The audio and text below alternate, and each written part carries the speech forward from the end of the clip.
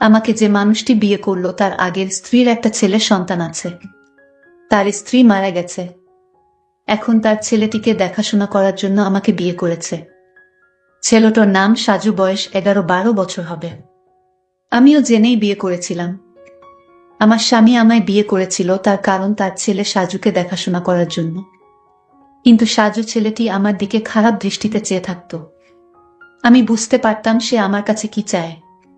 একদিন স্বামী একটা কাজে শহরে চলে গেলেন, আর এর মধ্যে বাড়িতে কেউ ছিল না। রাতে সাজু বলল, মা, আমি আমার রুমে একা ঘুমাতে পারবো না। অথচ তার বাবা বাড়িতে থাকতে সে তার নিজের রুমে ঘুমাতো। আমার রুমে ঘুমানোর জন্য আমায় প্রতি রাতে বলতো আমার আসল মা বেঁচে থাকলে আমাকে না করতে পারতো না। তুমি মুখে মুখে না করে দিলে, এসব বলে কান্না করতে লাগলো। আমি বলেছিলাম, এখন তুমি বড় হয়েছ, তোমার আলাদা রুমেই ঘুমাতে যাওয়া উচিত। সাজু মাঝে মাঝে আবদার করতো আমি যেন তাকে গোসল করিয়ে দেয়।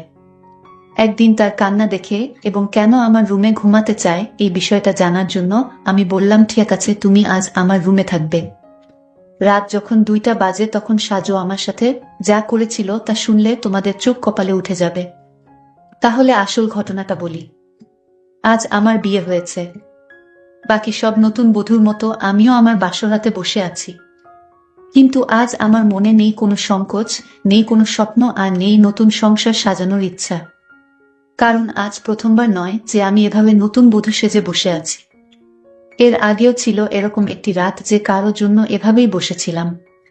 আজ হয়তো সব একই রকম, শুধু মানুষটি বদলে গেছে। হঠাৎ দরজা থেকে কারো আসার আওয়াজ শুনলাম। সে আর কেউ নয়, আমার নতুন স্বামী শাহজাহান।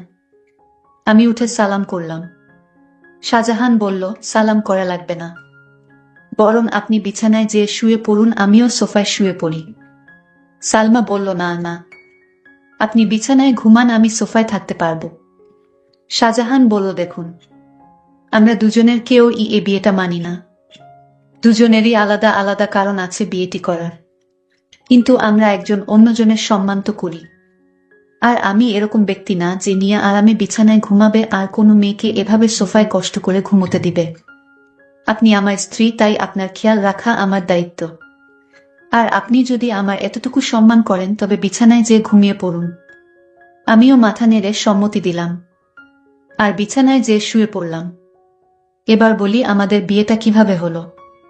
মিস্টার শাহজাহান চৌধুরী শহরের অনেক বড় একজন ব্যবসায়ী। আমাদের বিয়েটা পরিবারের সম্মতিতেই হয়েছে। বলতে গেলে পরিবারের জন্যই হয়েছে।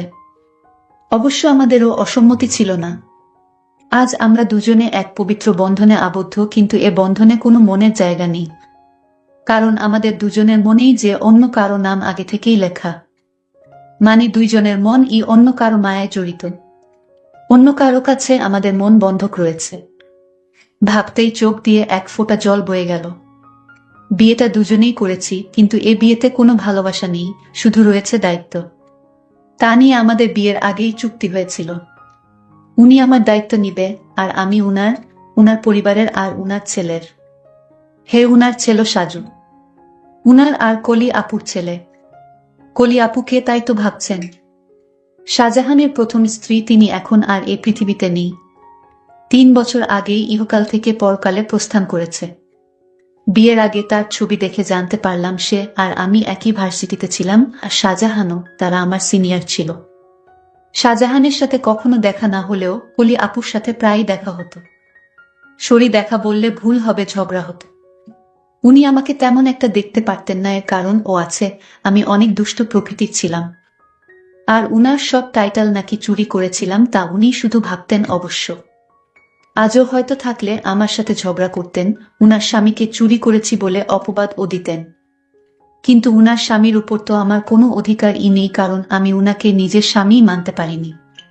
বিয়েটা করেছি শুধু পরিবারের জন্য আর আকলিনের জন্য। সাজু এখন 11 বছরের ছেলে, ক্লাস 5-এ পড়ে, দেখতে একদম তার বাবার মতো।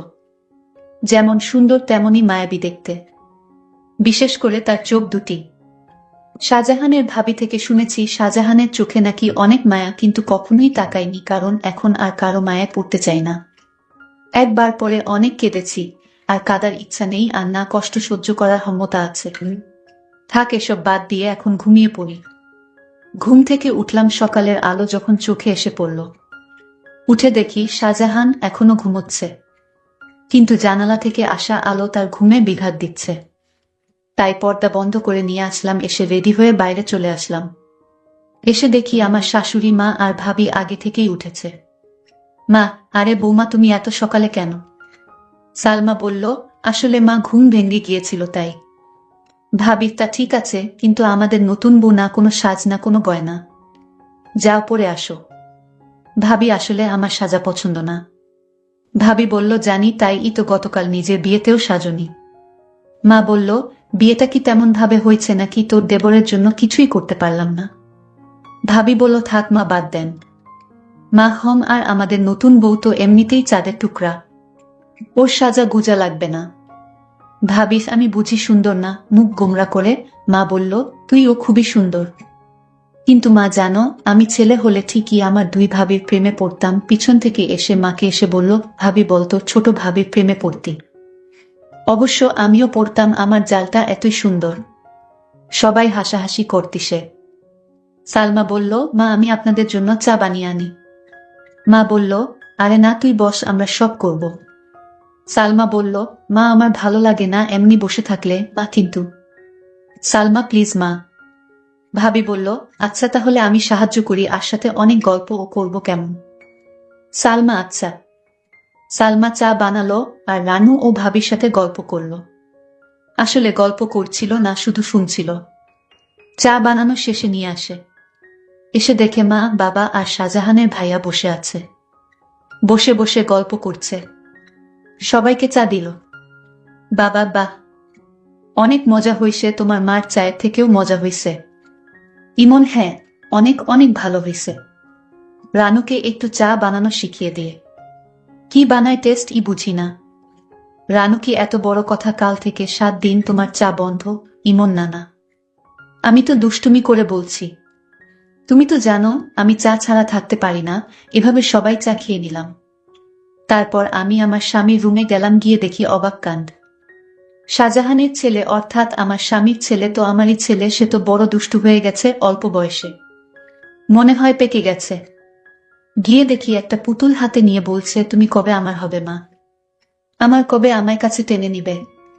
আমি যে আর সইতে পারছি না মা। আমি অবাক হয়ে তার কথাগুলো শুনতে পেলাম। কোনো মাকে সে চাই, আর মার কাছে তার কিসের চাওয়া? আর তার মা তো বেঁচে নেই। তাহলে আমাকে নিয়ে কিছু বলছে নাকি? এত ছোট ছেলে এই বয়সেই পেকে গেছে। কি বলছে কিছুই বুঝতে পারছি না। কিছুদিন পর আমার স্বামী ব্যবসার কাছে বাহিরে গেলেন কিছুদিনের জন্য। সাজু ছেলেটি আমার দিকে সবসময় এক অদ্ভুত দৃষ্টিতে তাকিয়ে থাকে। মনে হয় তার চোখের ভিতর হাজারো পিপাসা। আমি হঠাৎ জিজ্ঞেস করলাম, এই সাজু, তুমি এভাবে আমার দিকে তাকিয়ে কি দেখছো? আমি আপনার চেহারাটা দেখছি, আপনার চেহারায় এতটাই মায়া যে আপনার চেহারায় আমি একটা অদ্ভুত জিনিস দেখতে পাই। আমি তো তার কথা শুনে অবাক, এতটুকু বাচ্চা ছেলে এসব কি বলে? হঠাৎ আমাকে জিজ্ঞেস করে ফেলল, আচ্ছা মা, তুমি বাবাকে কেন বিয়ে করলে? আমি বললাম, দেখো তুমি ছোট মানুষ, আর তাই তোমাকে দেখাশোনার জন্য তোমার বাবা আমাকে বিয়ে করেছে। সাজু ইদানিং দেখছি আমার দিকে অদ্ভুত দৃষ্টিতে তাকিয়ে থাকে। আমি যেখানে যাই সেখানে আমাকে ফলো করে। আমি গোসল করতে গেলাম। সাজু বলতেছে, মা, অনেক দিন হলো আমার মা আমাকে গোসল করিয়ে দেয় না, আমাকে ভাতও খাওয়াইয়া দেয় না। মা, তুমি তো আমার মা, যেহেতু আমার আগের মা মারা গেছে। এখন আমার মা হিসেবে আমার আব্বু তোমাকে বিয়ে করে এনেছে মায়ের শূন্যতা পূরণ করার জন্য। মা, আমাকে তোমার হাতে গোসল করিয়ে দাও। আমি বললাম, দেখো সাজু, তুমি যখন ছোট ছিলে তখন তোমার মা তোমাকে গোসল করিয়ে দিত। আর এখন তো তুমি বড় হয়েছ, তুমি নিজ হাতে গোসল করতে শিখো। আর তুমি এখন বড় হয়েছে, তাই এখন আর আমি তোমাকে কিভাবে গোসল করিয়ে দেয় তুমি নিজেই করতে পারবে বাবা। থাক মা, পর কখনো মা হয় না। আমি বুঝতে পারলাম আমাকে তোমার কোনো হেল্প করতে হবে না। এই বলে সাজু চলে গেল। আমি চিন্তা করলাম, আমার কি কোথাও ভুল হয়েছে? আমি তো এখন তার মা, আর তাই মা হিসেবে আমার কর্তব্য পালন করা উচিত ছিল। কিন্তু সাজু তো তার বাবা বাড়িতে থাকাকালীন আমার হাতে গোসল করতে চাইতো না। আজ বাড়িতে তার বাবা নেই। আসলে কারণটা কি? বিষয়টা আমি কিছুই বুঝতে পারছি না। এসব ভাবতে ভাবতে রাতের রান্না শেষ করে আমার রুমে গিয়ে সাজুকে ডাক দিলাম। গিয়ে দেখি আমার একটা ছবি হাতে নিয়ে ছবিটির সাথে কি যেন বলছে, আর ছবিটির সাথে এক অদ্ভুত আচরণ করছে, আর বলছে আমার মনের আশাটুকু কবে পূরণ হবে মা। সাজু চোখের পানি ছেড়ে কান্না করছে আর বলছে। আমি ডাক দিলাম, সাজু তুমি কান্না করতেছো কেন, তোমার কি হয়েছে? কিছু হয়নি মা, আমি আসছি, তুমি যাও। আমি এক গভীর চিন্তায় পড়ে গেলাম। সাজু আমার কাছে কি চায়? তার দৃষ্টিভঙ্গি আমার কাছে স্বাভাবিক মনে হচ্ছে না। সাজু খেতে বসলো আর তার মাকে বলতে লাগলো, মা আজ রাত আমি তোমার রুমে ঘুমাবো। আমার ওই রুমে একা একা ঘুমাতে ভয় লাগে। আমি বললাম, সাজু তুমি এখন বড় হয়েছ, তোমার ভয় পাবার কথা না, তুমি তোমার রুমে ঘুমাও, কিছু হবে না। সাজু আমার কথার জবাবে বলল, আরে মা, আমার আসল মা যদি বেঁচে থাকতো তাহলে এভাবে মুখে মুখে না করতে পারতো না। আমার সব ইচ্ছা আমার মা পূরণ করত। আচ্ছা সাজু, তোমার কাছে একটা প্রশ্ন, তোমার আব্বু যখন বাড়িতে ছিল তখন তুমি তো তোমার এসব আবদারের কথা বলতে না। এখন তোমার আব্বা বাড়িতে নেই আর এখন তোমার অনেক আবদারের কথা বলছো কেন বাবা? মা তুমি আমার কষ্ট বুঝবে না?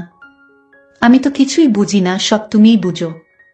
এসব কথা বাদ দিয়ে এখন ঘুমাতে যাও, রাত অনেক হয়েছে।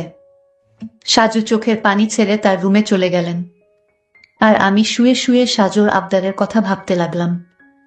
সাজু আমার রুমে ঘুমাতে চাই, তার নাকি নিজের রুমে থাকতে ভয় করে।